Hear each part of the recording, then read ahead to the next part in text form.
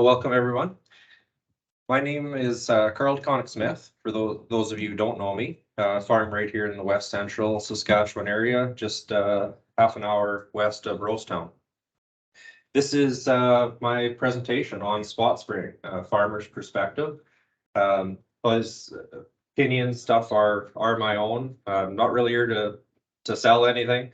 It's just I hope that sort of my passion and experience in this space can help you guys understand these spot spray systems a little bit better and make more of an informed decision of whether they're a fit or not a fit for your operation.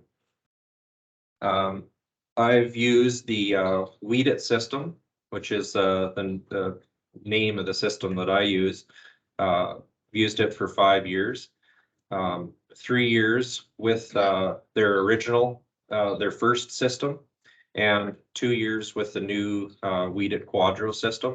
So in total, I've had about 150,000 acres between the two systems over the 5 years. This fall, I've also recently had the opportunity to do some comparisons with the John Deere See and Spray Select, so their new unit to the Weed It. And that was quite interesting, and we'll see a couple pictures and some results from that. Kind of the three main reasons that I was first interested in spot spraying was, number one was I wanted to start spraying at higher water volumes, but I don't have time to spray at higher water volumes. So I wanted to really get 10 gallons per acre, but now I'm more effectively spraying at between that 1 and 5 gallons per acre, but still getting that full 10 gallons per acre on each weed. Second, save money with the resistance of all of our different weeds propping up. Need lots more groups. So we're adding a lot of stuff to our glyphosate, which is pretty expensive on a large farm to really spray that over everything. Start throwing like Conquer on, or like Gold Wing and stuff like that starts adding a lot of cost to our general spray program. And thirdly, I still wanted to be able to chem fallow. So realistically, nowadays spot spraying is really it's the only economically effective way to accomplish that. So that was really the three reasons that sort of led me down this path. I'm going to first go over the main equipment options. So that's my sprayer there with the Weed It. This is the new John Deere See and Spray Select. So this is what I've been using. So it's the Weed It Quadro. It's a light-based weed detection system. So it's actually shining. The original system was a red light, and the new system is a blue light. So it's shining a blue light on the plants, and it's actually detecting the chlorophyll. So it's hitting the plant, sending a different signal coming back off the chlorophyll, and that's what it's actually detecting. There is a sensor every meter, so on a 120-foot boom, it's got 36 sensors. And my sprayer is a 10-inch spacing, so nozzle spacing, which is twice as many as your typical sprayer. So 144 nozzles. Each sensor of the 36 sensors is looking at 4 different lanes. Each lane is controlling its own nozzle. So if there's one weed in one lane, it will turn just that nozzle on. It's doing this, so it's scanning the ground 40,000 times a second, which is, we can't imagine that, but it's pretty crazy at the speed that it can do this. With the Weed It system, it is full PWM, so it's got in any mode, so spot spray mode, dual mode, or full coverage. It uses a full PWM, also turn compensation, so it's spraying more in the corners and less coming around on the inside. This system is primarily green on brown, so in your burn off, fallow, fall spray, there are some small nuances that we can do, and I'll be talking about that during the presentation. This system has auto calibration, so there's basically no need to calibrate it. I've never touched anything. It adjusts for all light conditions. It's basically you turn it on and then you go. It has 3 spray modes, which pretty much all spot spray technology will have. And so you've got spot spray, dual mode, and full coverage. They use one of the fastest pulse width. Your little nozzle that actually turns the spray on and off is 50 hertz, which is the fastest in the industry. Now, if anybody's online, you might not be able to hear the audio on this, just a real short video, but it's really just showing kind of a visualization of how the spot spray system works.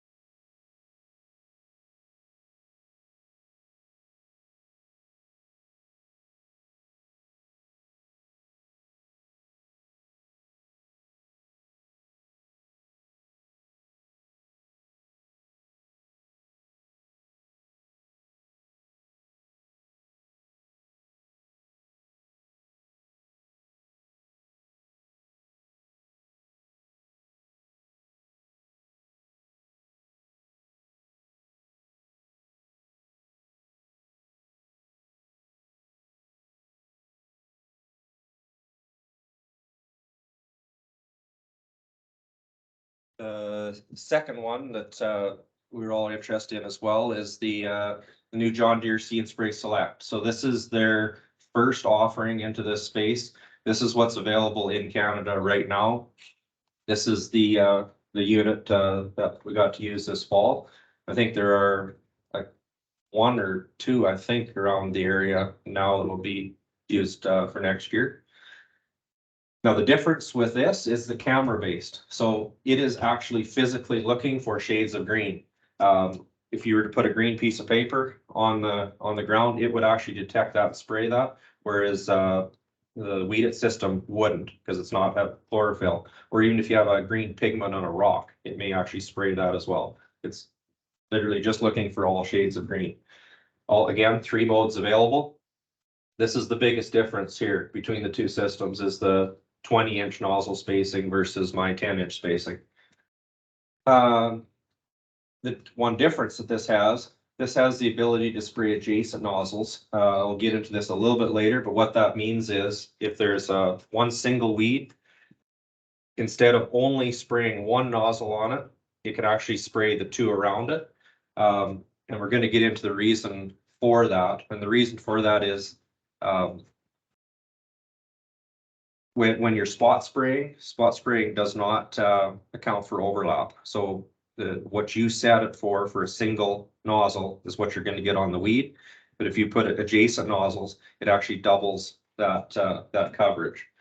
We're going to get into that more detail. It's one of the most kind of the important parts of spot spraying.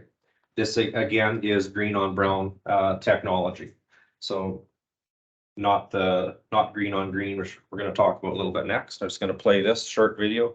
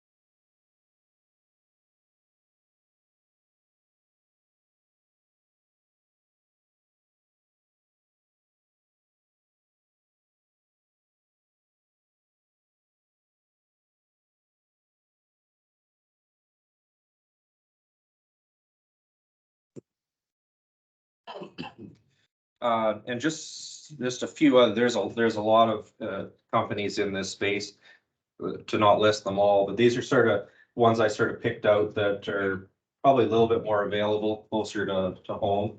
Kind of got the Agrifac and Horsch. They both have the ability from their factory to put on the Weed It or the Bilberry system. You know what the Weed It is. Bilberry system is also a camera-based system, kind of competing with the new John Deere system, which I will explain in a minute.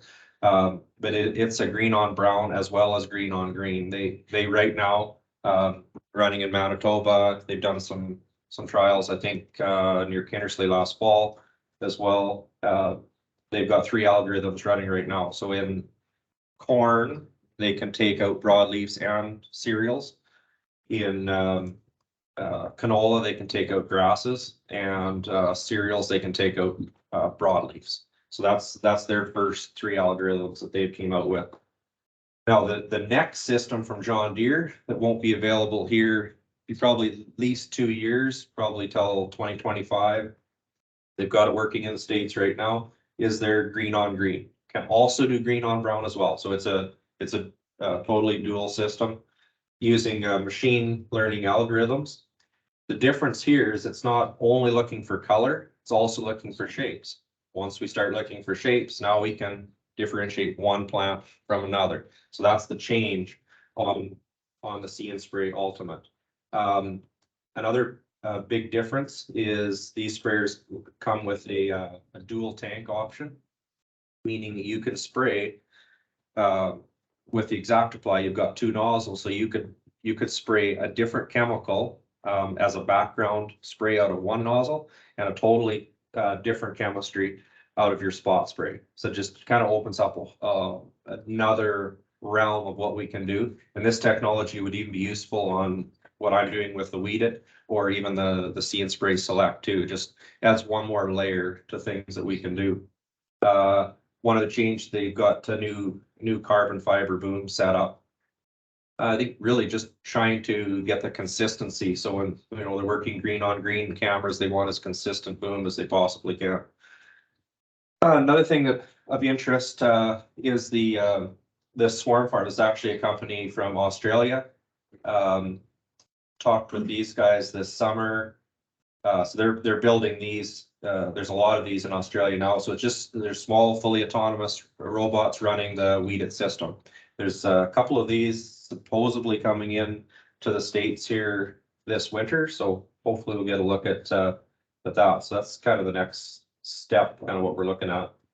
How many feet would those be, think feet, Carl? Like how wide? It varies. So this company actually only builds the robot. Basically, anybody can put anything they want on them. So Like a 90 or- yep, no, about maybe 60 feet. Yeah, I think right now be so about smaller, yeah. So 40 to 60 feet. I think they could probably build them bigger too, but generally a little bit smaller. Another one of note here that's getting a lot of traction in the market is this new drone spot spraying. So Precision AI. Sure, some of you probably seen them at some of the shows. Well, they're doing green on green in real time at flight speed. Essentially what they're doing is they're detecting the crop and spraying everything that isn't crop. Basically, just some questions on whether, and then what they're doing right now is you can't technically spray from a drone. So they're actually taking that information right now, downloading it into a John Deere sprayer and using the individual nozzle control basically to follow its prescription. But the model is eventually to actually have the drone doing this spray.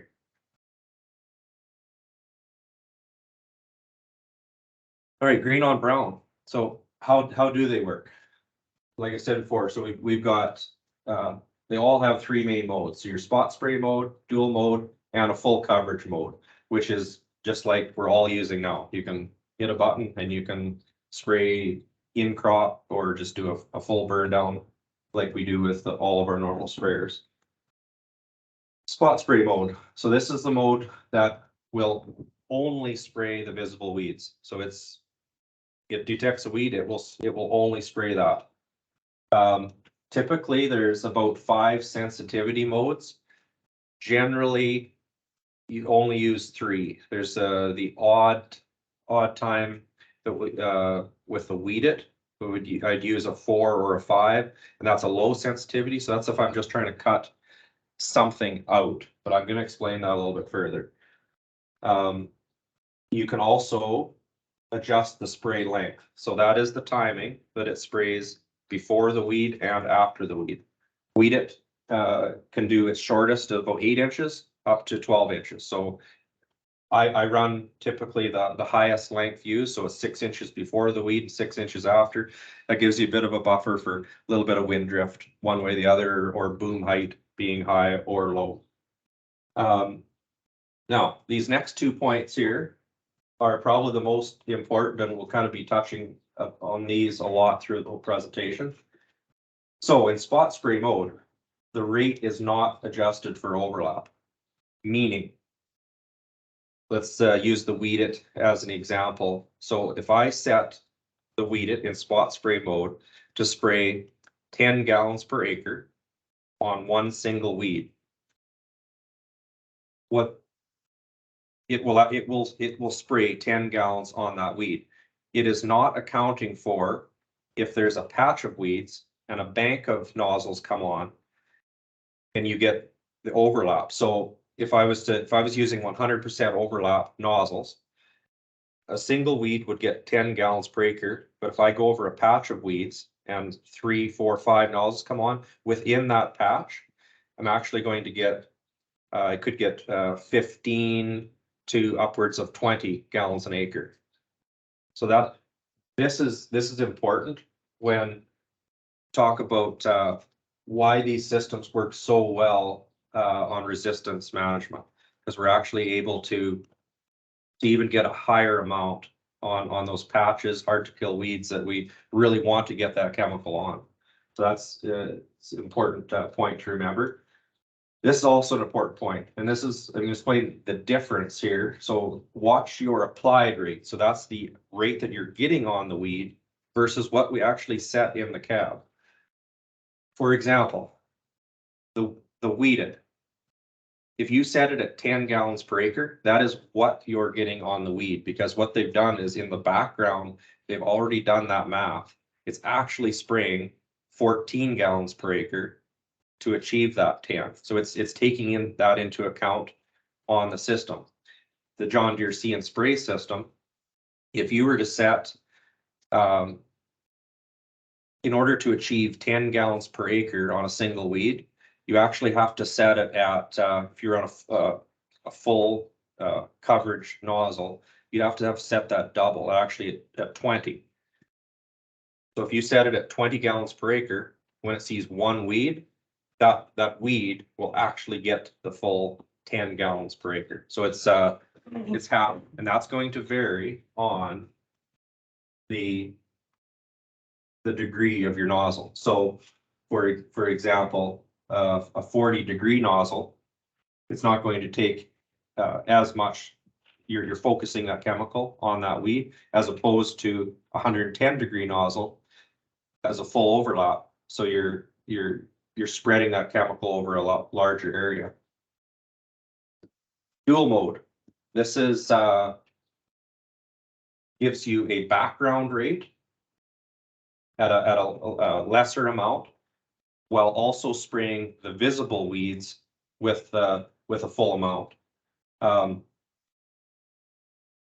Rate. So when we're using the weed it system, the rate is adjusted for overlap. So this is the difference between spot spray and the dual mode, meaning that if we set our maximum spot spray rate to 10 gallons per acre, that is even with multiple nozzles coming on, it will only go to 10 gallons per acre.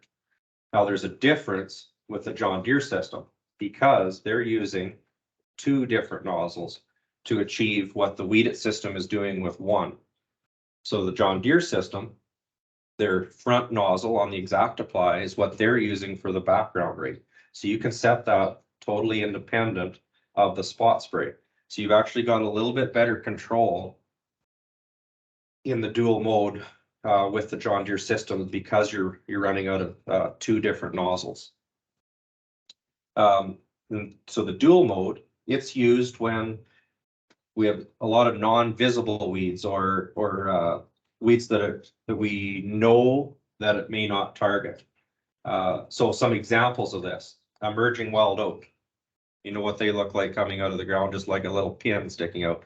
So that's if you're needing to hit that, that's when you're going to start throwing on a dual mode, because either the light or the camera may not pick up that basically looking down at a pinhead. Really small flick weeds, we all know how hard those are to see. So the odd time it may miss some of those little guys, which is why basically most pre-burn ahead of pulses, that's when we'll throw the dual mode on, because we don't want to miss any of these small little, some non-visible weeds. And another use for dual mode as well, a lot of times in fall spray, when we have, say we're fall spraying canola stubble, there may be, let's say we want to, there's a whole bunch of little tiny flush of volunteer canola, but we want to hit the Canada thistle still with a higher rate. So what we can do is on the dual mode, we still want to kill all that volunteer canola, but we don't want to waste, our expensive chemical on all of that. So what we do is we can actually turn that sensitivity down, essentially make that really small canola disappear. So now what it can do is it can just spray that lower volume on all that canola, and yet it will still see all those Canada thistle patches. So you can get a higher rate placed on them. So that's some of the places where you spray dual mode. Now, another sort of, I guess, a question that has come up a few times is, so when do we know, like, when to switch from spot spray mode to dual mode? This sort of 50% nozzle activation. So if we work through that, let's use the John Deere See and Spray. So we want to set it for 10 gallons per acre on a single weed. So we're setting it at, we have to set the system on spot spray mode to 20 gallons per acre if we're using that nozzle, just using this as an example. What that means is, so if 50% of your nozzles are firing, we would be now at the 10 gallons per acre. So anything above that, you might as well either two things, either just switch to dual mode and maybe cut out some of those smaller weeds, or just go to a full spray. Because basically what we were after is getting the 10 gallons on the weeds. Once you get to 50% nozzle activation, we've reached our 10, so we might as well switch modes. There's no point in, there's enough weeds there that we're not really gaining what we hope to gain, essentially. I guess the sort of the nozzles that I'm using are the Agatrop, the 4003. So this is the degrees here. So it's a 40 degree. It's a very narrow nozzle. This is the nozzle I'm using primarily for spot spraying. It's the most focused. I'm going to get the most savings out of this nozzle. Move to the 65 degree. This is the nozzle I'm using for in crop. So a lot of full coverage. Dual mode. I'll use both of these in dual mode. So it's just they both do pretty much the same thing. You get maybe a little bit better overlap coverage with the 65, because on my sprayer, that 65 is 100% overlap on a 10-inch spacing. This nozzle here, this T-Jet TG 3.5, that's a cone nozzle. It's primarily just used for chem follow, later fall spraying, where you're targeting maybe single larger type weeds. It's a higher water volume, so I can get a lot more volume when I'm using a contact herbicides. So just kind of give you an idea of the ranges that I have to work with. So this is all at 11 miles per hour.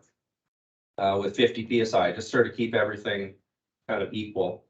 So if I'm just in spot spray mode, the 40-degree, what this means is, so it's 9.86. I'm just going to use 10 for easy figuring. So what that means is when it sees a weed, I could get at 100% out of that nozzle at 11 miles per hour. I get 10 gallons. This is why this nozzle's here. This is sort of what I'm using most of the time for that early spot spray. And it would go down to as low as 2.46, which I'm just showing you the range of what's possible. You'll see a big difference here. So this is just switching from 40 degrees to 65 degrees. And you can see the difference of all of a sudden now, what I'm actually getting on a weed would be maximum at 11 miles per hour would be 5.43, just by broadening that spray pattern out a bit. So you can see how that focusing the spray in makes a big difference on what we actually get on. With that cone nozzle, I can get at 11 mile per hour, 13.5 gallons per acre.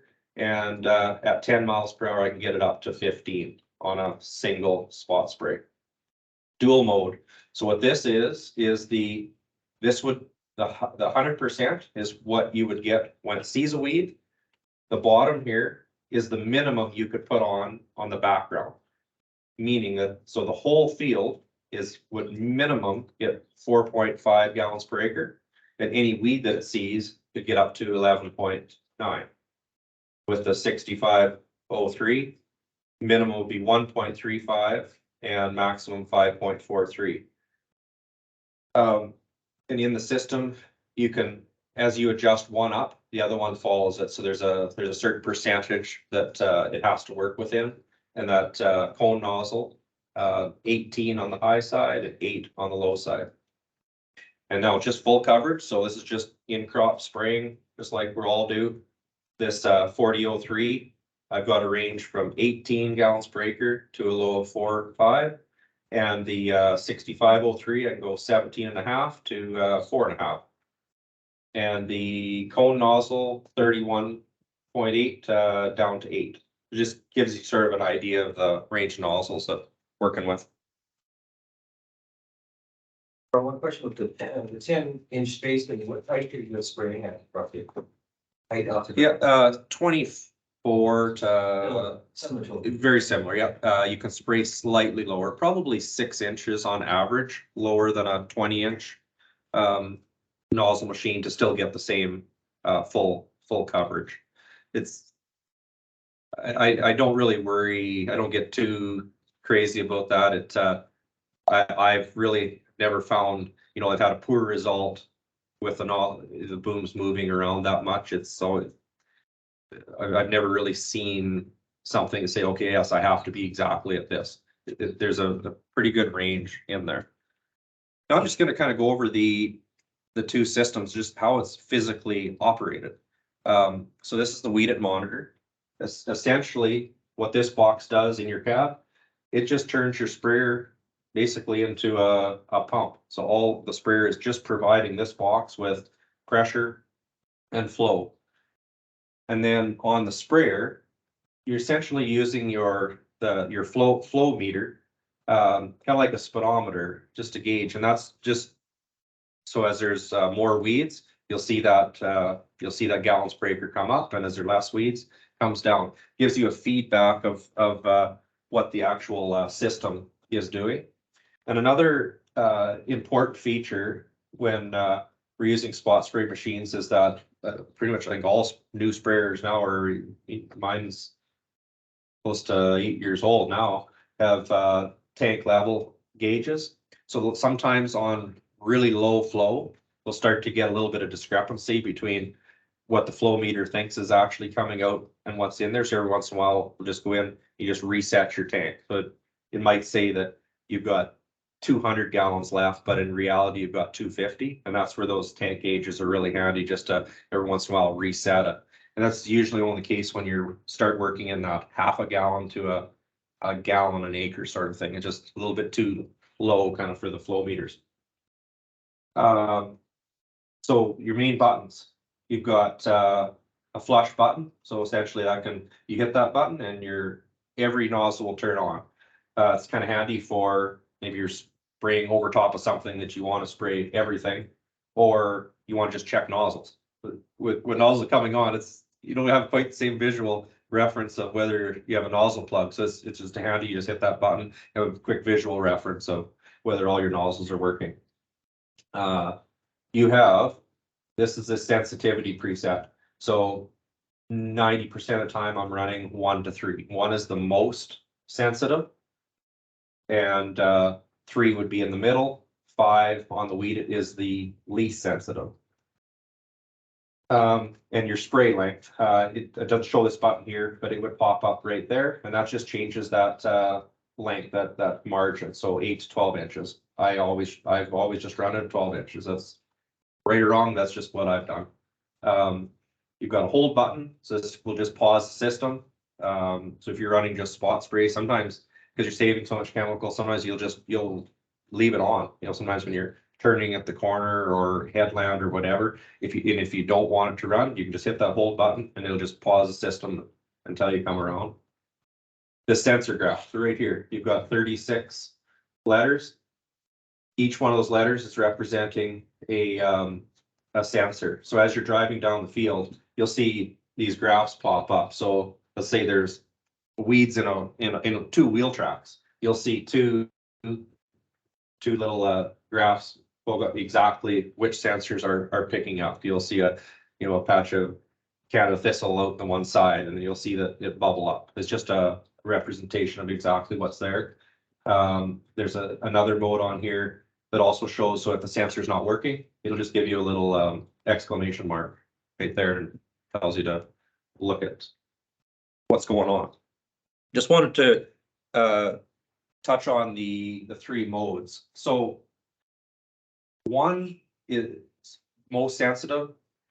Basically, you're using that for your burn off purposes for the most part. You're trying to get every small weed that it can possibly detect.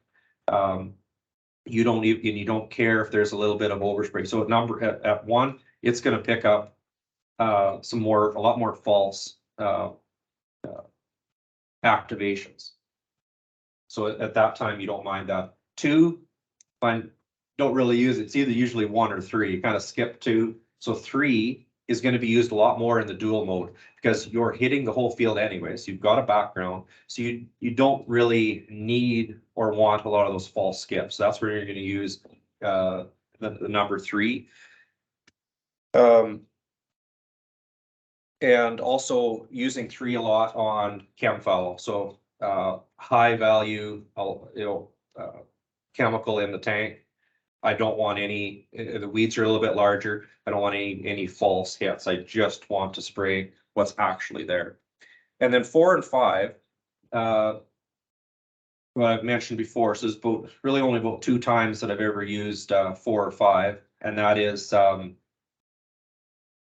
it's sort of one is a green on green use. So in a very small canola crop, so just emerged cotyledons, what I was able to do is go in on a dual mode, spray the whole field with a third of a liter as a background rate.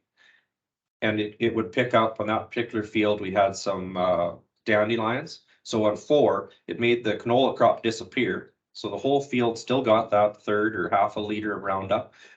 And then it would spray all the dandelion because the larger leaves, 4 and 5 will absolutely pick up any of those large weeds. You're able to basically pick those right out of a really small canola crop. Also fall spraying, like I mentioned before, if you want to make that canola disappear again and just focus your chemical on some other type of weeds that you really want to hit. So that's on dual. It just changed your duty cycle. Is that like when you want to hit a weed extra? That's right. Yeah. So it's just pulsing, giving it, let's just say 3 gallons per acre. So the whole field's getting 3 gallons per acre. You would fill your sprayer. Let's just say you wanted half a liter on most of the area that's nothing there, really small weeds. So you'd load your sprayer to a half a liter an acre based on 3 gallons per acre. When it sees a weed, so right here, it's going to bump that up by almost 3 times. So now any weed that it actually sees of any substance now is gonna get, liter and a quarter, liter and a half, just, basically whatever range you set up. As above that. Right. So you can, mix and match. I mean, if you want more, you can start with 3/4 liter, then you get up to liter and a half, 2 liters. So it's just a math difference between what the background rate is and the full spray. Is yours a exact No. PWN then, or? It's the, so mine is all done through one nozzle. So it's, Right. it's all spraying, and then all it's doing is it's just full on. When it sees a weed, it's just taking that one nozzle that's pulsing. There's a weed there, it just blasts that one full. So you see everything spraying, and you'll watch back at your boom and you'll see, a blast through all the different nozzles just as it sees weeds going through. The exact apply system is achieving the same thing, but with 2 nozzles. So the cool thing with that is you can have a whole different nozzle from versus your spot spray versus background. So there is a little bit more that is, there's more setting up that you can do, more there's different options. Yeah. No, so this is setting up the See and Spray Select. I think there's about 5 just basic setup pages. So this is just like the Weed It, the length. The only difference with the See and Spray, they've got a little bit larger buffer zones. So this is for sprays before and after the weed. Based on my experience, now, like, again, I have minimal experience, but I that would be plenty for me. So with the See and Spray, I think the small would be plenty for most operations. That's what I used when we tested it on a couple fields. Now, this is different from the Weed It. So the Weed It only has this option, which is single. If it sees a weed, it will only turn one nozzle on. The See and Spray has the ability to, if you put it on overlapping. So if it sees a weed here, if you've got it set on overlapping, all 3 of these nozzles will come on. So what that does, if you remember before, in order to get 10 gallons per acre here, we had to set it at 20. But if we wanted to use the overlapping feature, we could set it at 10 gallons per acre. Because then what it's going to do is you're going to get 5 from this one, plus 5 from this one to the middle, and 5 from here. So now we've got our 10. So it's just different ways to getting kind of to the same, basically the same thing. Fallback mode. So this is triggers from anything that's not right. So speed, See and Spray Select, maximum speed 14 miles per hour. So as soon as that boom, if you're turning a corner, if that boom goes past 14 miles per hour, all the nozzles turn on. It realizes that's its maximum that it can detect. Boom height. So if it out of its certain range, if it's too high, it will just automatically turn those on. So if you lift over a rock pile or your boom happened to go over a hill or whatever through a valley, it would turn that on, realizing that it may not be able to see the weeds. We're too high. Camera visibility.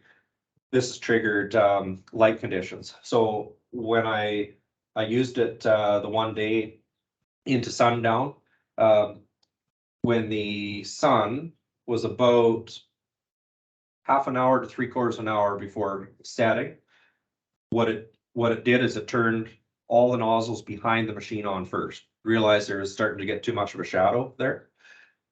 Was still spot spraying out each side till the sun went down. About 20 minutes after it went down, then it realized it's got a sensor right. I'm not sure if it's actually out in the boom or exactly where it is, but it has a light sensor, and realized, okay, at this point, I can't necessarily see everything. I'm switching to a broadcast. So that's one difference right now between mine. I can go day, night. They are supposedly going to be installing light systems on the See and Spray Select. So they should be able to work at night as well. I haven't seen them on there yet, so that's yet to be determined as when they're putting them on there. This is the sensitivity. So this is John Deere's 1 to 5.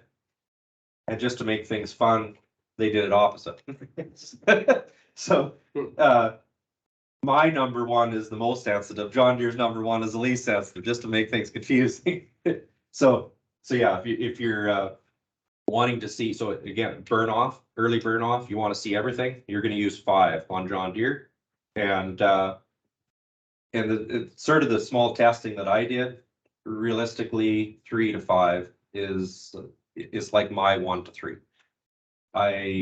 Very few opportunity that I would see other than possibly making some of those small things disappear again. So it's really 3 to 5 is really the only settings to work with. This is your last page here, where you're actually setting up the nozzle. So you're going to select, if you're just using spot spray, you're just going to select your spot spray rate for the B nozzle, which is the back nozzle. Pretty sure why they use the back nozzle is just gives it slightly more time again between the camera looking at it and firing, so giving it that maximum distance. And if you want to do a dual mode, it's going to be what you set out of A. So A is going to be your background or broadcast, and then your B, your back, is your see and spray. And this is just sort of a fancy little maps that it makes. It literally maps every single weed every place it fires. It gives you pretty cool little weed maps. Just what it shows there. All right. So why are we gonna spot spray? Well, just chemical costs, right? That's that reduced cost. It's getting expensive on large acreages. It's just to spray all these actives that we have to spray. It's pretty prohibitive to just go spray all your canola acres with just all Conquer and Roundup at say average 11 or 10 to 11 dollars a liter. Reduced fills. Early spring, 1,200 gallon tank, kind of averaging in that 500 to 600 acres a tank. And then as the season progresses, that's gonna come down. Probably the middle of the season, a lot of times on a dual mode, down to maybe half section tanks, 400 to 300 acres, but still getting 10 gallons per acre on, even with a 1,200 gallon tank. And again, and more actives per plant. So on average, when I'm just using spot spraying, like a quarter of a liter I'm achieving close to a liter to a liter and a quarter on each plant. So it's very efficient. Now this point here, so sort of I guess a little bit of my theory, kind of what I have noticed over the last 5 years. So why I believe this spot spraying is so effective. So you think of this as your field here and kochia. So a lot of the kochia patches are generally along the outside edges or around a slough. Yes, there's going to be the odd single one out in the middle. So what we're all been generally doing is trying to cut costs or trying to figure out how do I get a half a liter or 3/4 of a liter, how do I make that work? Well, so we're spraying that whole 3/4 of a liter across the whole field. Well, we're probably a little light on there. There might be 100,000 kochia, and we've all seen those patches of basically you can't put your finger down without a kochia. Well, we're still getting that 3/4 of a liter there, and we're getting 3/4 liter there. Well, this is where we need the high rate. So that's where going back to the spot spray with the not accounting for overlap. So when we get to a patch like this, a single weed now is not only it's getting double the rate. So we're actually getting killing rates in these areas where we need them. Yes, maybe we'll miss this one single kochia, but find two things happen to that one single kochia. It either gets killed by the drill, the one single tiny little kochia like that either gets killed or it gets buried under 4 inches of dirt. That's not the problem. This is where resistance is coming from. It's not this little guy. The green on brown. So yeah, this is just where we're using it. So spring burn off, chem fallow, fall burn off, and desiccation. So there's been I haven't done a lot, but I've done a little bit. So basically lentils, 60% of your field is basically dead. There's no weeds in those areas. This is again where you'd use a number 4 or 5. So you can get a background rate, just let's say a 3/4 rate on that. Any large weed, kochia, green patch, now you can get your full or even a little bit above rate on there. So, savings on there, probably only 30%, maybe upwards of 40% at most, but it's better than nothing. Now, green on brown. So there's a lot of talk between the green on green and the green on brown. I sort of call the green on brown. Everybody likes to get excited about the green on green, like it's going to solve everything, but I call this really the low hanging fruit. There's more opportunity right now for the green on brown to give us savings. There's more time in the spring burn off. There's fall spraying. There's a lot of opportunity in southwest Saskatchewan where we live here to have a lot of time with just a few weeds. So there's just more opportunity to get our savings back. And again, it's not always about what the system can see. So I've alluded to that a few times of just making things disappear. So green on green, when it does come, they've already got both grasses and broadleaves in corn and soybeans. Likely the first 2 algorithms that will be here in Canada, it's going to be the easy ones. So it's going to be grasses in canola and broadleaves in cereals. And and then at this point here, so will green on green solve all our problems? So I've got a few different points. 20-inch spacing. So if we're spraying green on green, there has been some question marks whether the 20-inch spacing has enough. Is enough resolution essentially to, are the weeds spaced out enough that is pretty much spraying probably 85 to 90% anyways, once we get into that in crop. Another one is trust. I get a lot of questions. Well, I can't trust green on brown, yet we all want to jump to green on green. Like we go a walk before we can run kind of thing. And also to lead into that, if you're green on green, early system's probably going to be 75 to 85% accurate. Question is, on that last pass in your field, are you going to be happy with missing 15% of something? Probably not. If we miss a handful of little weeds on the green on brown, we're coming back with the full pass anyways. As well, if we're just, a lot of times that first pass in our canola is just for the wild oats, so it's cheap pass anyways. Or that first pass in our Roundup Ready canola with just half a liter, 3/4 of a liter of Roundup, it's cheap pass. Same with broadleaves, kind of the cheaper pass of the two. So, we're only really solving those passes that are already a little bit cheaper and that we've got to come back anyways. So a lot of times this green on green is, some fields is actually just going to be adding a separate pass onto it. Probably your width of the seed rows too is going to determine your accuracy with green on green also, right? Yeah. If you're at a 10-inch. Yeah, I just think like all that will come and there'll be new technology. I just think I just hear a lot of sort of focus like green on green is going to solve everything. Another point was in our cereal crops right now, there's we're already at where there is no in-crop chemical that will kill 1% of the kochia now. Like it's already so what we're spraying in our wheat crops, it's already Banville resistant. 2,4-D doesn't really kill it all that great anyways. Throxper is all left, and we've already got, we're already 1% basically in most of the fields now. They're that. So even if you could pick out all your kochia, we've run out of current chemicals anyway to kill it. So that's why solving some of these resistant problems when we have the opportunity early is sort of what I feel is, let's not forget about this step that we can actually do something now on, where waiting 5 years, where maybe too late anyways.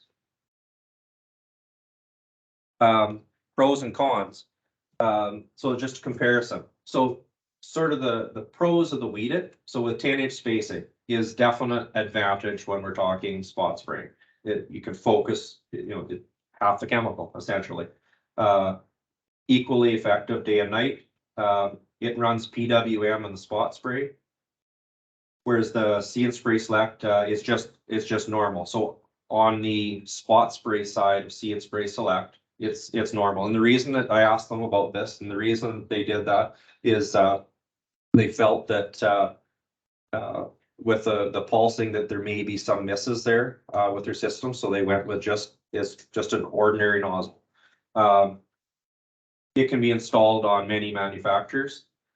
Cons are a lot more nozzles at 10-inch spacing, and there's less integration. So you've got that separate box there.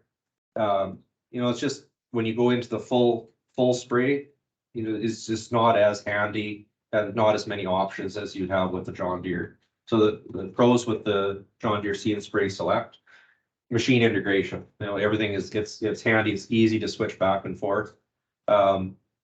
Factory installed, so you don't have to add it on to something. So if you're going to buy a new sprayer, you can get it with it.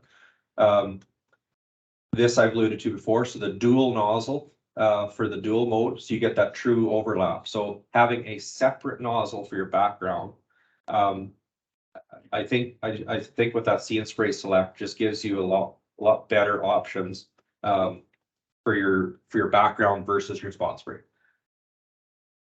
Better options for full coverage. So when you turn off your spot spray or dual mode, you're doing everything that all the new sprayers are doing now. With camera-based systems, we're going to have a lot more new options, new algorithms, new programming that can be a lot more easily adapted to the See and Spray system. Cons, 20-inch spacing. So if you're just doing a straight comparison, that there is a disadvantage to 20-inch spacing. It's not something that it's going to stop you from doing it. It is a difference, and is one of the bigger differences. It's only on new sprayers, so you can't adapt this to older ones, at least currently anyway. There's no PWM. Again, not necessarily the end of the world. It is a difference. So supposedly you're going to be able to spray at night, so they should be able to fix this. There probably maybe some question marks with the transition. So that twilight just between dark and full night, between where the lights are working, there may be an hour in there. This is just speculation, so I don't know for sure, but there may be a little bit there. That's something that we'll have to follow and watch a little bit. It's just some of the main rules and lessons that I've learned. This is the first thing that I tell everybody that's looking at the system. Rule number one: just because you have the system does not mean that's for every field. If the field does not require it, it's got too many weeds, or something that it can't see, don't use it. It's a tool. It is not for every field. Rule two: like to have at least one pass. This is also going back to where I talked about the green on brown versus green on green. This is sort of why we always have that full pass in the crop. So we're using that low hanging fruit. We've got a lot of opportunity in the spring burn off, yet we're always still following it with that one full pass within the crop. If you're ever fall harrowing and you're going to spray after it, would recommend using like a dual rate. A lot of times you're going to wake up those little tiny weeds, maybe little grasses or something like that. And so just those type of weeds that it may not pick up. So it's just a good practice. After you do something, you woke up some small weeds, use some sort, either a full pass or a dual rate. This is a big one here. Not really a rule, but trust. Not everybody is going to be able to run a system like this, because trust it's something we can say, but how, not everyone can trust something like that. I mean, I've run for 5 years. Every spring I get in there, look back at this light, there's no way this can work. 13 or 14 mile an hour, there's no way it can detect the weeds, but it does work. And it's, yeah, it's just crazy, but it's trust. You do have to trust the system. They've done a lot of work in these systems and they are exactly what they say they are. And again, back to this one, pay attention to that actual rate applied to each plant. So all these systems are all set up slightly different. So it's just, all I'm really showing you here is it's just something to be aware of when you get in these systems. Just understand that they all work slightly different. So when you do pick a system, focus on that. You know, how is it set up? What am I actually getting on each plant? All it's really showing here, just sort of the visualization. So the John Deere, they've got some 110-degree nozzles, which is full overlap, or a 65, which would be similar to my 40 on the 10-inch spacing. So that would be kind of the two that they're starting with my Weed It. I've got 40s, which is just giving a slight little bit of overlap. And my 65s are full overlap, which is why I'm using them mostly on the in-crop side to get that full coverage.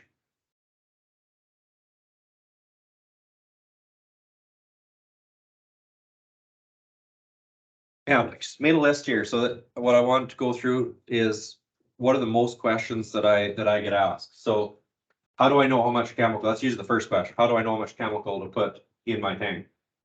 What size of weed will it detect? Does this thing actually work? What speed can I spray at? Reliability, cost, return on investment, trade-in value, use of residual herbicides. Get asked that one a lot. It's direct injection. So I'll just explain that. That's what I have in my sprayer. When I get there, I'll explain a little bit more. And then lastly, what can I expect for potential savings? So how do I know how much chemical? Well, the easy answer is usually when you're buying a system like this, it doesn't really matter. You're doing a lot of acres. You're going out and doing 1,000 acres. It runs out when it runs out. The long answer is you're loading it like normal. So if you're using 10 gallons on a weed, you've got a 1,200 gallon tank. So if you want 1 liter on every weed, you're just going to put 120 liters of Roundup in your tank. Essentially, it's just going to run out where it runs out. And that's the one that I was trying to figure out how I could explain that or put a picture that that's just something really after just a handful of fields. It doesn't take as long as you'd think. You get a pretty good eye for it. Like I can pretty much go now just and look at a field and say, yeah, this is going to take. So I'm still putting 10 gallons on a plant, but what's my actual usage, right? That field's going to take, roughly 3 gallons per acre, 4 gallons per acre, 1 gallon per acre. So you just get an idea of, how many weeds. And it's not as many as you think either. Like a one gallon per acre is not as many weeds as you think it is. So it's a little bit of a just a learning experience really on that side, but you learn it really, really quick. So what I want to show here is, okay, so this is in between lines. So this is the chem file that I had done, and this is neighbors here that called me. So this was full sprayed twice with full Roundup, Banville. I think he had fluroxypyr in there as well. This had been done once full and twice spot sprayed on there. And this is the exact same picture. So this sprayer would be positioned right there. This is after I went in there and sprayed it for him. So what I would use is I used the larger cone nozzles. This was sprayed with Liberty. It would have been mid-July, early July. So Liberty, a little bit of Roundup and fluroxypyr. So the Liberty or Raglone is doing the heavy lifting. And then that fluroxypyr just ensures just that last little tiny bit of the plant is dead. And as you can see, it just vaporized it in a week and a half. Like kosher like that would just disappear. potentially. What I want to show with this map is, so this part here, so this is what can be a little scary sometimes with when you're first going out with spot spray. That outside round sometimes can take 40% of your whole tank. You get around that outside round and think, oh crap, there's no way this is gonna finish the field.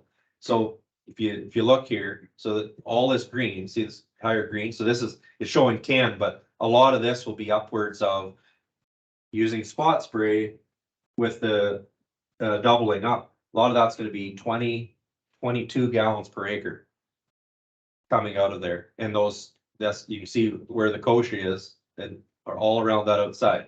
So that used 40%. And you can see here, there's places in the middle here, we're down under like a half a gallon an acre. So once I did that outside round, basically the whole rest of the field was the rest of the tank. So that's something to watch for when using these systems.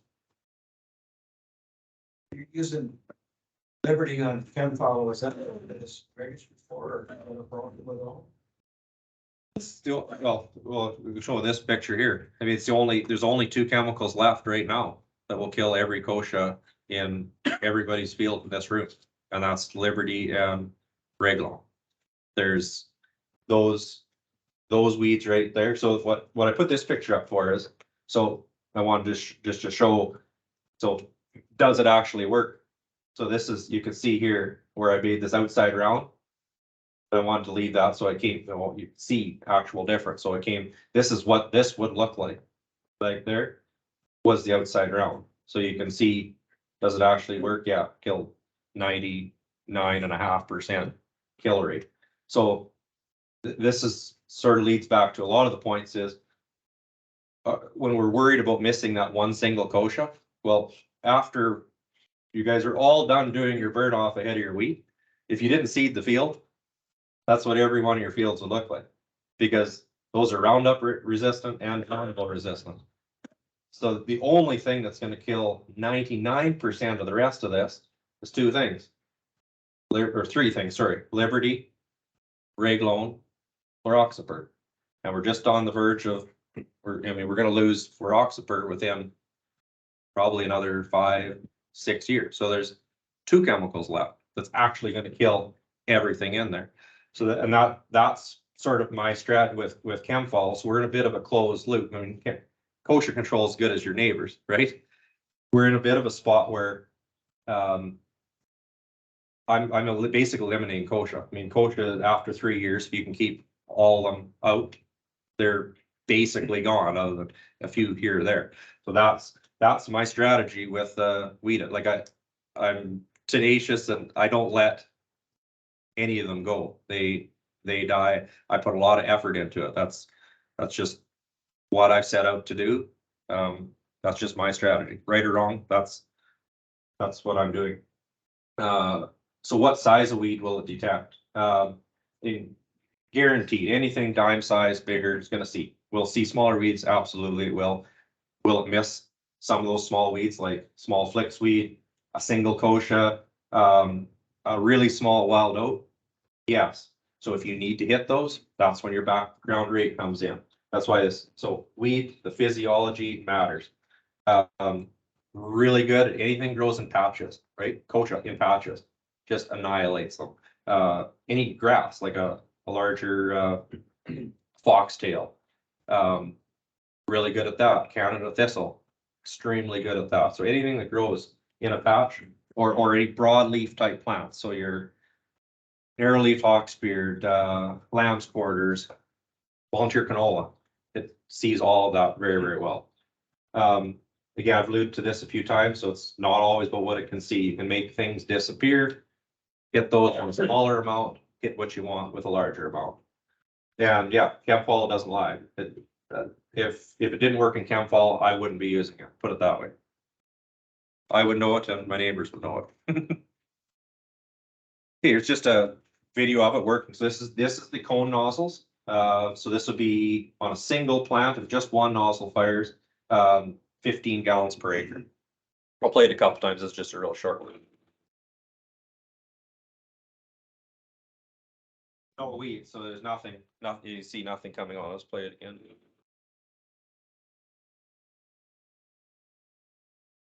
So like that there, on average, you're running a half a gallon, I'm getting 15 gallons an acre on the plants but running a half a gallon to a gallon an acre, basically, on those last pass or 2 passes of Chemfellow.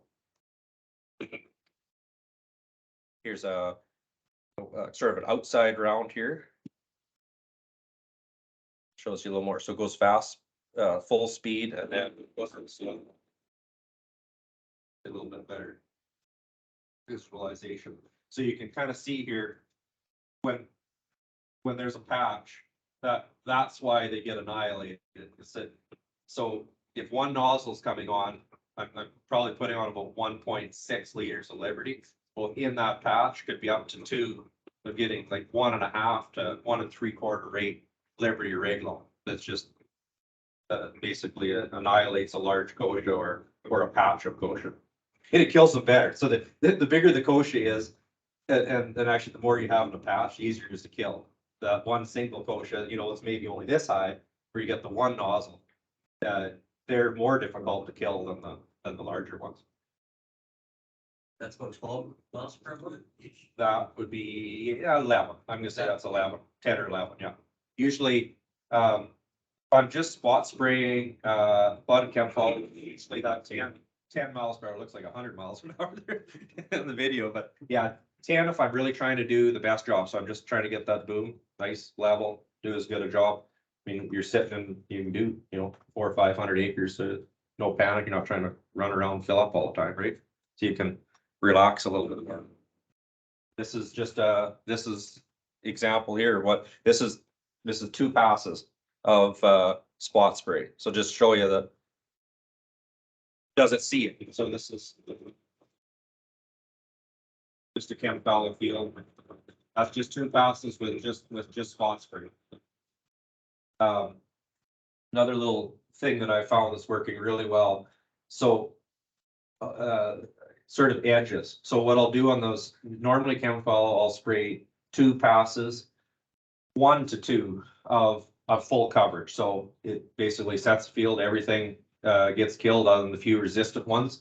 And what I do when I'm spraying Roundup is making sure that I don't touch any of the grass. When I come in for those last, definitely the second last spot spray, where I'm just targeting basically the kochia or the odd weed that's left, with just Liberty or Reglo, is then what I'll do is I'll make sure that I get right into the grass. So you'll smoke any of those weeds that are on the edge and try and smoke a little bit of that grass along there with the contacts. So kills all the kochia, and of course the grass comes back. You're not spraying it with the Roundup. So that's working really well. It's getting all that kochia cleaned right into the grass, and the grass comes back nice next spring with no kochia seeds there. So yeah, what speed? Typically 10 to 12 miles per hour. The weed it system can go up to 16 with modifications. And what I mean by modifications, there's a couple of spots behind a wheel where they can adjust the sensor a little bit. Mine isn't. I can only go 14 with mine, but they can adjust it to go up to 16. See and spray is maximum 14. That's when so as soon as you go over 14 mile an hour, just turns on. Reliability. So questions that was one of my first questions when I got my first system was, what's the reliability of this? And that is why my first system, I kept my old, I actually had a dual boom system. So I had the weed it put on, plus I still had my old wet boom system on there. Because again, it's like you guys, I had no idea, right? It was kind of one of the first ones around here. So how reliable is this going to be? Now I'm running all weeded. I've had 0 reliability issues. So it's really robust control box. It doesn't freeze up at all. They're just simple little PWM nozzle bodies. Over the 5 years, I think I've replaced, like 6 that really didn't work. Something was physically wrong with them. And I had a few taken off just because a little sand in them and clean them up. So that's been good. Broke one glass. So we've got a little glass on the sensors. I had 1 break this last year. That's the only one in that 150 in 5 years. Dust, that's another question that kind of comes up. Don't really find that too much of an issue. So like I'll go out and spray 1,000 to 1,500 acres of Chemfellow, even in dusty conditions. and then maybe I'll wipe them off. So even just a little layer of dust doesn't seem to affect it that bad. Now, See and Spray, I mean, I haven't had enough acres to know, but so maybe the cameras are more or less sensitive. That I can't really comment on that. And reliability, See and Spray. There really shouldn't be all that technology. Essentially, we're using that now. It's just exact apply. All we're doing is adding some cameras and some software. So all the technology is that we're worried about reliability. Everybody's using it now. There's probably hardly any sprayers that go out now, right? Without exact apply. So everybody's using the technology that you're worried about reliability. That's the hardware. So essentially it's as reliable as that, because the rest is it's really just a camera and wiring. There's not really a lot more to go on with that. So cost. So the Weed It system, being an add-on, you basically, what done is you take my boom off, and they put a whole new, it's a full aluminum Millennium boom, and it comes complete with all the Weed It system on it. So right now, currently about that 275,000 for 120-foot boom. On our farm, so 9,500 seeded acres and 2,500 chem fallow. It's a 2-year payback. So in this last year, burn off alone on 7,500 acres of burn off was about 80 to 88,000 savings, and then with the chem fallow was another 50 some, so close to that 145, 150 on 10,000 acre farm. See and Spray, so it's I was told it's about $145,000 add-on to the steel booms that are currently just like that sprayer that's sitting out there now. I put these numbers, but realistically, kind of got to figure out every farm. I mean, some might be a little bit more than that. It all depends on acres. And it's about sitting down, in the very last slide, it's just sitting down and looking at how many opportunities do I think I have to utilize this technology. And I put this here, trade-in value. I guess yet to be determined, but there's a lot of interest coming. So I don't see, there's going to be a lot of guys wanting that, 1, 2, 3-year-old stuff. So when I switch systems, they bought my system back because they wanted to ship that. There's Australia, it's huge, right? So they just shipped that back to the old system in Australia, threw it on somebody's, and I put a whole new boom system on. So there's getting to be a lot more demand for it. Is there any, there's no subscription for See and Spray? Is there gonna be a subscription? I think there is for the newer systems, the green on green. Yeah. Probably a per acre cost of when you're just using the system, potentially. So that when you're not using the system, and you're gonna buy the system, and then you may pay a per acre cost of, say you use it on 5 fields. You're probably gonna pay a dollar amount for those 5 fields, and then not necessarily when you're not using it. Which is kind of, so some years you may use it. This last slide actually, some years you use it more than others. I will allude to that here at the very end, just about there. Another question is, you guys think we're using a lot more residual herbicides. Now the question is, so I guess even to the room, like when are you applying your Fierce, Volterra, Focus? I know we're basically applying those as late as we can. It's all beyond herbicide anyways.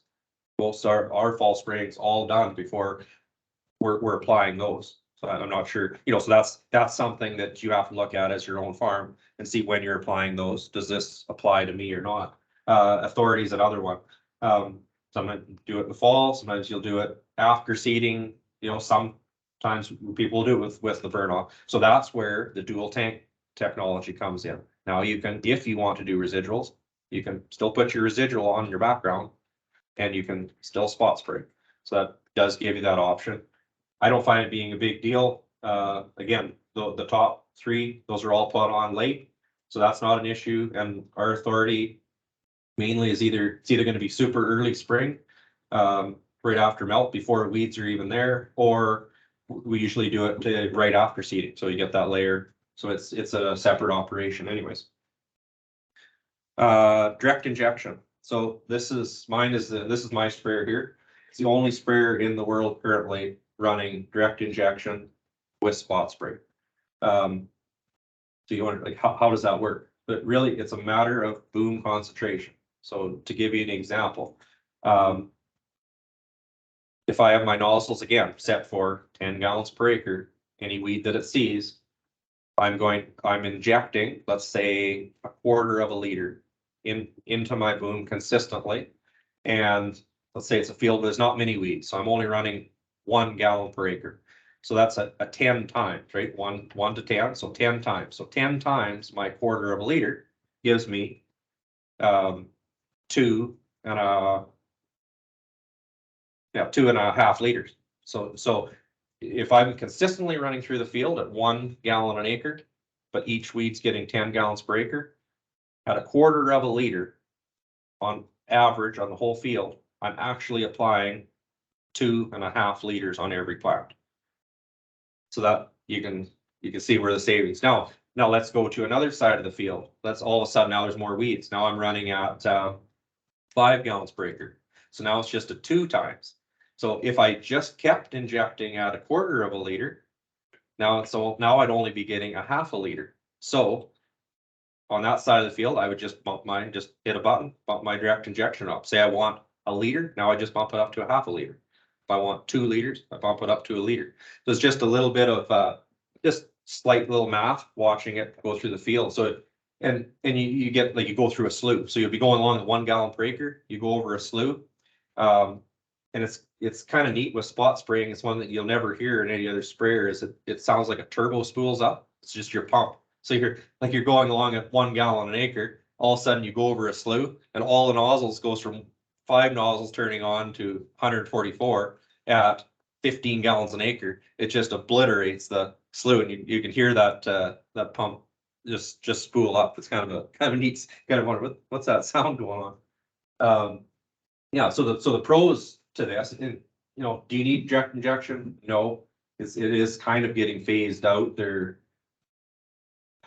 I'm pleading with them to keep it around, to think of some new options, I guess, and how to keep going with John Deere. But anyways, so yeah, you can change rates based on weed pressure. That's handy. Again, there's no way, so it does with the roundup portion. Doesn't matter when the tank runs out or what field.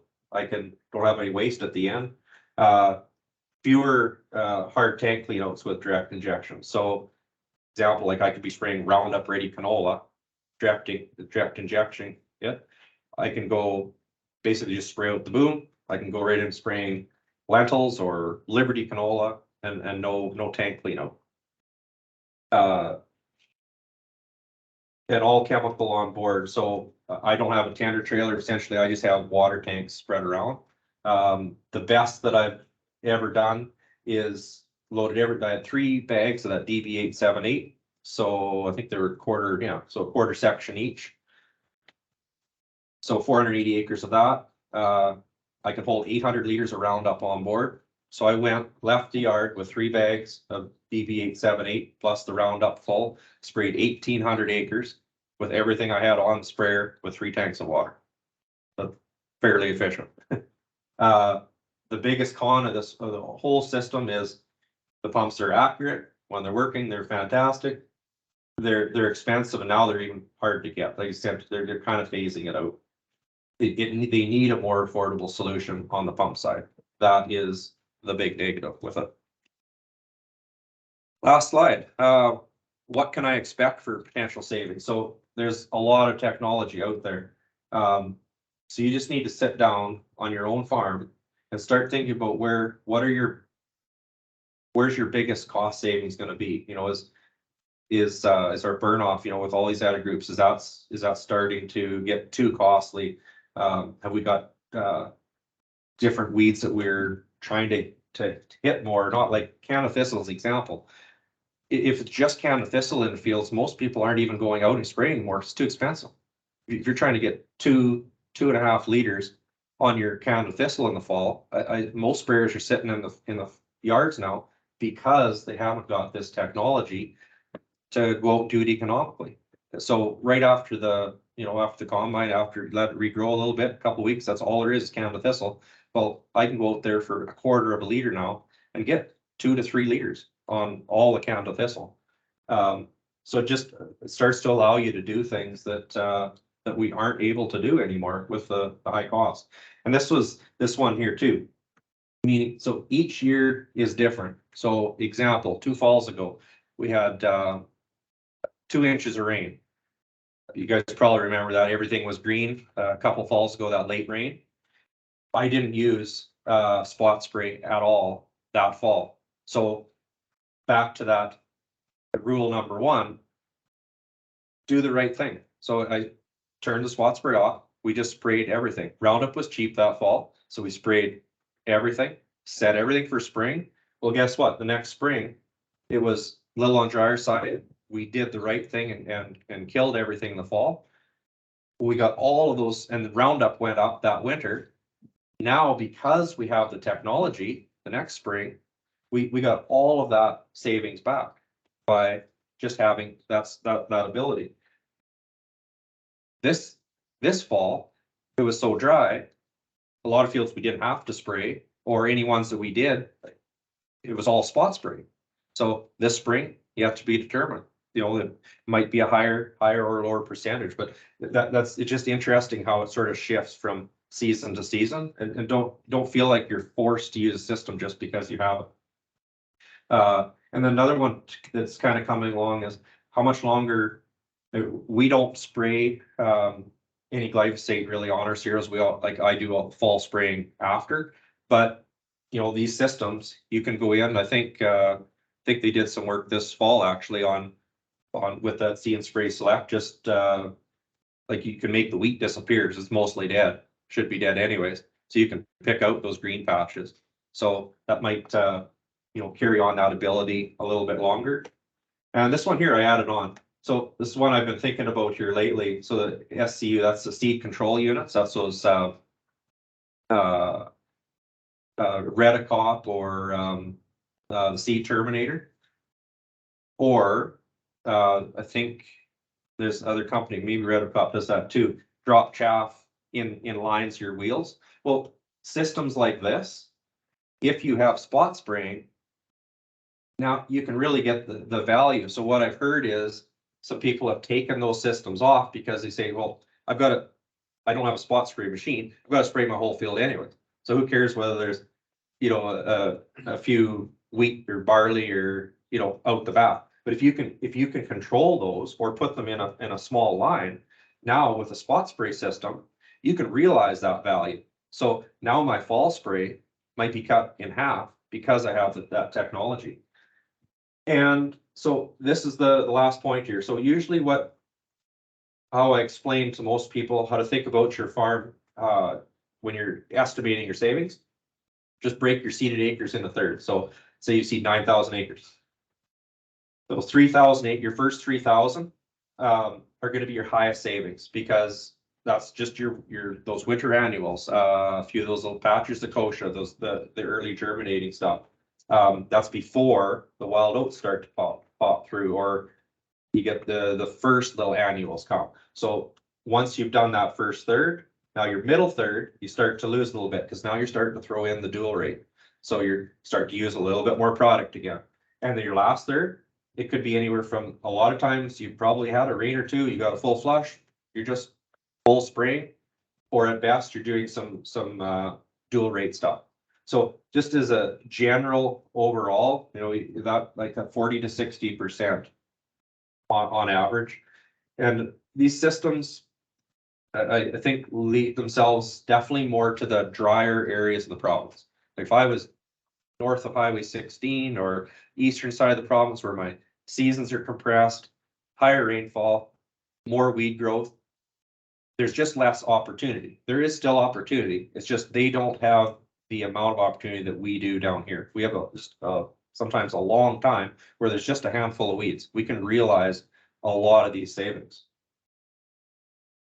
And now I think that's all I got for anyone has questions or online questions or? Any questions from the group here or anyone on the online session have a Yeah. question? We can hear Yeah, you. it sort of makes sense, a little bit like we talked about the, like that, the single nozzle or the, sort of that overlapping. Because basically when we're using our ordinary sprayers, that rate is accounting for that overlap. It's just when we're using that spot spray, it's just to be aware of that, those rates that we set. We need to know exactly what we're getting on a specific weed, and that's gonna vary. So, it's I sort of explain it, but that is something when you get into technology, is just do a little research, ask somebody like myself or like Greg or Don. They're actually, are in contact with the John Deere guys that are, they'll have tables that you can work through those actual values. So that's just what you're gonna work off with how you're gonna fill your tank. So every nozzle is gonna be a little different, I can't tell you every different nozzle, or it's just a million different combinations, but it's just something to be aware of, that's all. With the John Deere system, like right now, the green on brown.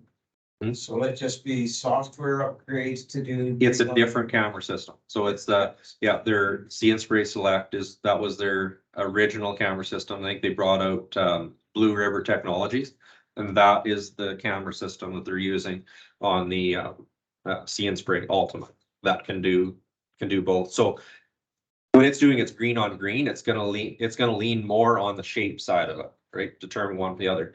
When it's doing green on brown, it's gonna act a lot more just like the See and Spray Select. It's gonna lean on that color. So if it's you're just doing your burn off or fall spraying, it's gonna lean more to the algorithm side of the color rather than the shape of it. And the See and Spray Select will be, if you've got a exact apply system today, to be able to retrofit the Select onto your exact apply. They call them performance upgrade kits. Deere calls them a puck. Yeah. They're not available at the moment because Yeah. of the supply chain issues, but they will be shortly. Be able to retrofit it. Yeah, so then, I mean, exactly. With a So then, yeah, See and Spray. that even adds value Select. right there. So you've already got the exact play, you're essentially just adding cameras on well, 3 or 4 supercomputers hanging on the boom. That's usually why you can tell. You can't even see the cameras, they're so small. But usually you can tell if it's See and Spray Select, it'll have, I can't remember, it's 3 or 4 silver computer boxes down on the boom. That's usually how you can tell whether it's a spot spray machine or not. Do you know the cost of that? At the moment, no, it'll be similar to factory installation, but you'll have the labor to install it on top, right? So it'll be comparable, but it'll be more than getting a factory installed, I would think, because it'll have to be done at the dealership. Yeah. And I'm surprised, like, it seems like it makes sense to go to 15-inch centers. If that's a problem, rather than sticking to 20, but it's 20 I or? do a little work on that, like, you've been in touch with the Deere guys more than me, but I thought you get it on 10, but maybe you can't. That I'm gonna look at that. I'm not sure. That's a good question. I'm not I think you can 100% get sure. it on 10, but I'm not Maybe you can. gonna say that. Because that's why Yeah. I do point that out, because it is a difference. There is a noticeable difference of Yeah. savings between. Yeah.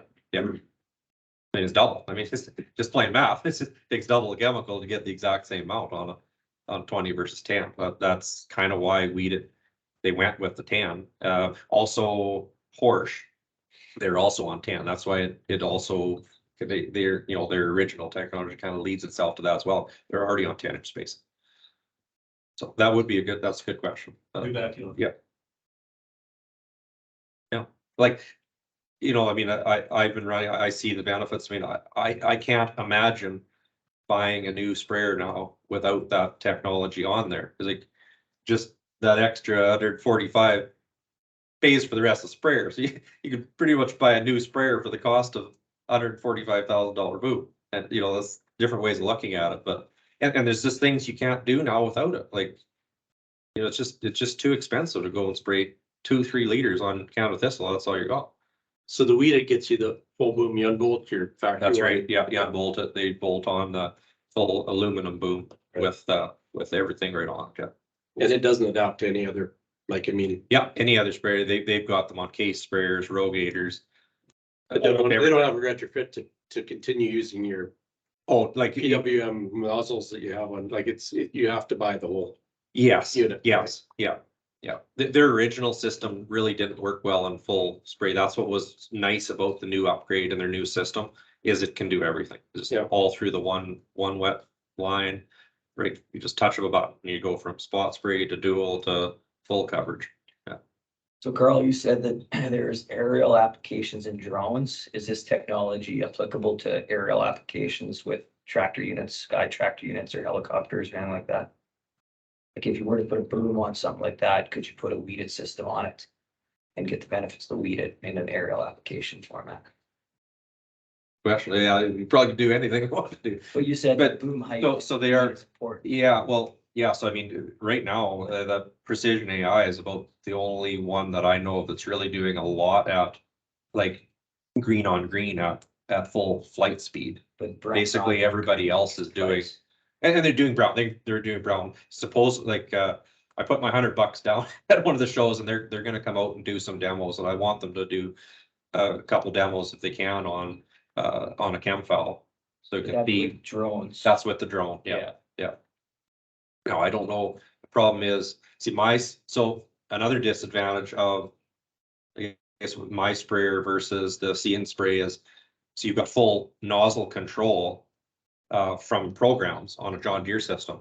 Mine doesn't, I can't, like, I couldn't load a system, something into my sprayer and tell it to spray. Like a one nozzle, prescription. like a prescription. So that's the advantage of Deere. Deere has that ability from another company if they can make a prescription to put that on. So that's another advantage to Deere. So right now, Precision Unit can make that prescription. They can make that prescription. Yeah, they're doing that. They're doing that now. Yeah. Yeah. But again, they've talked to them, they've run into that, again, 20-inch spacing. You've walked through your fields before. I mean, so it doesn't take a lot of weeds, right? On a 20-inch, it's needs to hit this one and that one all of a sudden. Certainly one of my early points, right? It doesn't take that many weeds for them all to start firing. It's a little less than but you get that eye pretty quick. But yeah, it's a little bit, it's less than you think. And that's why it leads itself to these drier climates. Like there's a lot of times where I mean, I'm sure most of you, a lot of fields out there this spring, like, what are we actually spraying? Right? Some fields, yes, obviously they need it. Some fields we're out there because we know there's some weeds there, but we're wasting an incredible pile of chemical a lot of the time. Oh, yeah. Like example, head of canola. So ahead of cereals and canola, I'm usually using spot spray because, again, do I care whether I miss 3 or 4 little flicks weeds? Coming back in 2 weeks with either Roundup, Liberty, or 2,4-D, I'm not going to go waste $2,000 to kill 3 flicks weeds, right? Or handful of single little kosher in the field, which a drill is going to kill anyway, or berry. And the other one is like, so we've all done burn off when obviously we don't have spots, so we're all burning off. But when we go to spray our in crop, do we still have kochia there? We usually do, right? So whether we miss 1 or 2 in the middle of the field, there's still kochia that we woke up again anyway. So and that's where, again, low hanging fruit, we can save a lot of money there and still do what we want to do in crop and not worry about missing a smaller percentage. Taller stubble or stripper header stubble, any experience with that? They've used it in stripper header stubble at a farm down Lethbridge. Said it worked fine. Again, it's just visibility. If it can see it, it seems to work. They said it seemed to work fine. One thing I forgot to mention was stubble direction matters a lot. So in the fall when you're spraying, you want to go with the rows. So because a lot of times there can still be a little bit of especially with the, yeah, both. You noticed it even with the See and Spray. So when you're going across the rows, you start, you think you got your rows spaced like this. So if the camera's looking this way, it's not going to see the weeds as easily because you're looking through the stubble. But the biggest thing is you actually, a lot of times, it might be a little bit of green left in the canola stubble or even wheat stubble. You get a little bit of that, and that's where you'll start to adjust your sensitivity a little bit. So I'll just, a lot of times in the fall with, freshly combined wheat stubble, probably use a 3 just to, there's a little bit of that greenness left in there, just to take a little bit of that away. And you definitely want to go with it, so you don't get that big reflection back from that green stubble. So you'll notice like so you're going with or across the rows, you might be using 6 gallons an acre, and you'll go turn and go with the rows, and it'll drop down to 3 gallons an acre.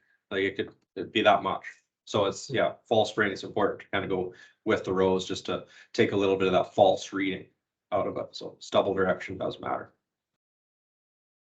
Yeah, those are the things it's just like it works. Like it's just crazy how good this stuff works. They put an awful lot of research and technology that's going into this stuff, and it's not because it doesn't work. It's pretty crazy. Every spring I get a thing, like say you look back and say no way it should work, but it does. Yeah. So yes.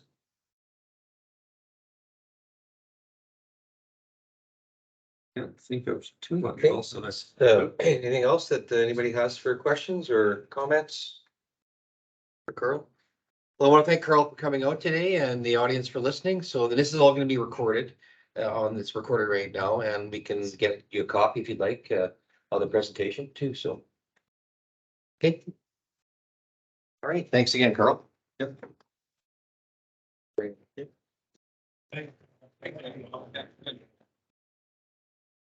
Yeah, hopefully get something out of that. Then I spent a lot of time in there, as you can imagine.